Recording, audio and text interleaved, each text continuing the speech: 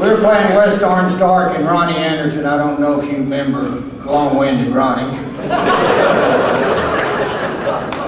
But anyway, we're playing a district ball game over there, and he's about a half bandit anyway. One of his players come around in third base, a ball hit out in the outfield, and he grabs him, tackles him virtually, throws him back to third base. Ed Foreman, the umpire, he's dead now, God rest his soul. Didn't see a thing.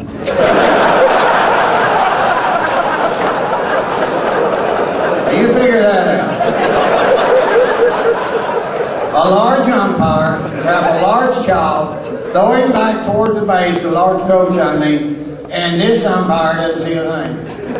And we're trying to call corners with this guy, and he cannot see this wrestling match over there. Well, anyway, he comes to our place for the second round of district, and unbeknownst to me, she's got keys to the field. She gets a big old iron rod about yay tall with a circle in it, and gets a yellow rope in it, and goes out there and gets one of the kids to take a hammer, and she drives that iron rod down into where the third base coaching box is, with a rope on it. And Ronnie comes over there and you know, he walks around not paying attention. And he sees that at third base. And he says, "What is that there?"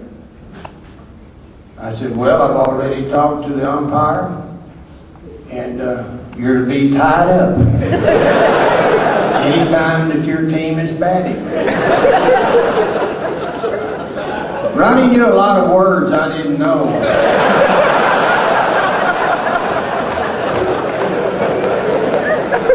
I didn't know he ever met my mother.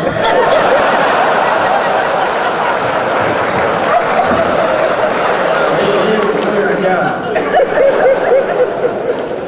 But she was going to tie him up right there. He was a character.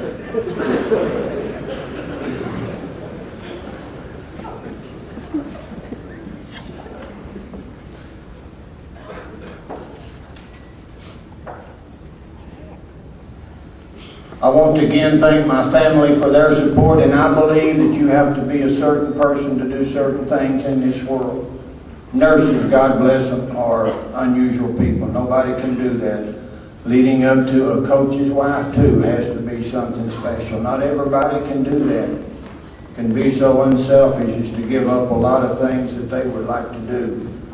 So her husband can go out and play ball with a bunch of kids, is what it boils down to.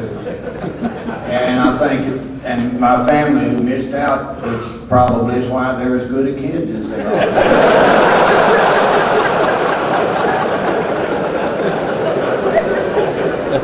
You know, like Coach Stewart said, but I'd take them up to the field, let them drive the gator around a little bit, you know. And like they, boy, they thought that was great. And I enjoyed that as much as they did. I didn't spend as much time with them as I would like to. I'm up here today as a representative of one ingredient of a successful baseball program. Just one. Community support is important.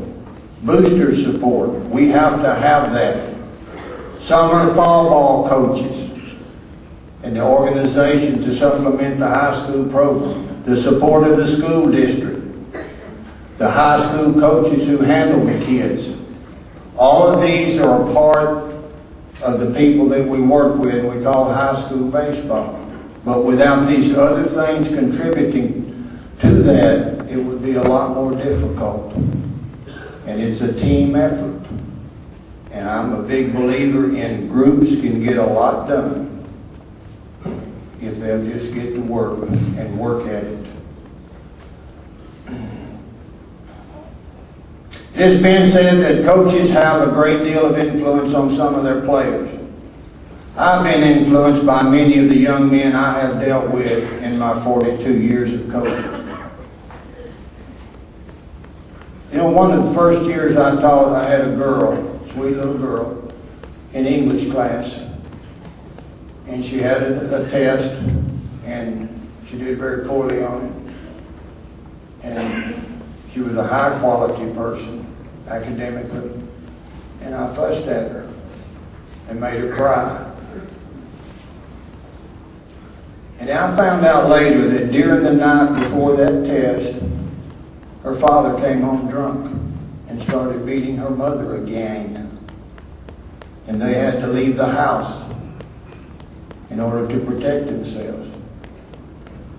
And they spent the night in some motel up in Deweyville or around Jasper somewhere so they wouldn't have to deal with their father. And here I am. What right did I have to do that? I apologized to her several times. And with that, it dawned on me, you know, that it's not about English tests. They're important, sure, lots of things are important. Okay? It's about the kids.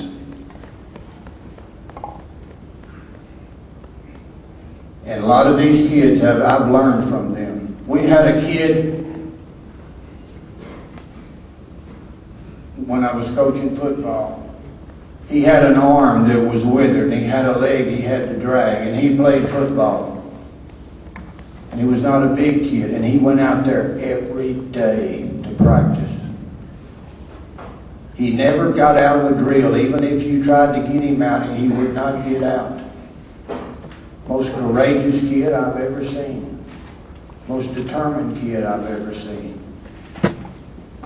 To be 16 years old and to be in that situation.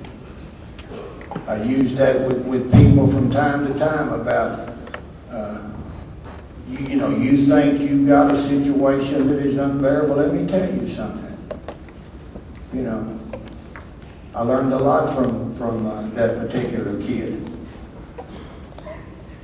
I know a couple of years ago we cut a kid in the baseball team as a freshman, and I told him that do not let me tell you you can't play. I'm cutting you. But right now, at this point in time in your life, and we have to do this because of numbers, I have no place to put you. I'll be real disappointed if you don't sign up for summer ball and fall ball and you work to get back out here. He was all district as a senior, as a catcher. And we made the playoffs, which is, yeah, okay, whatever. But it made a difference in his life. He walked differently. He looked taller. He looked better. He felt better about himself.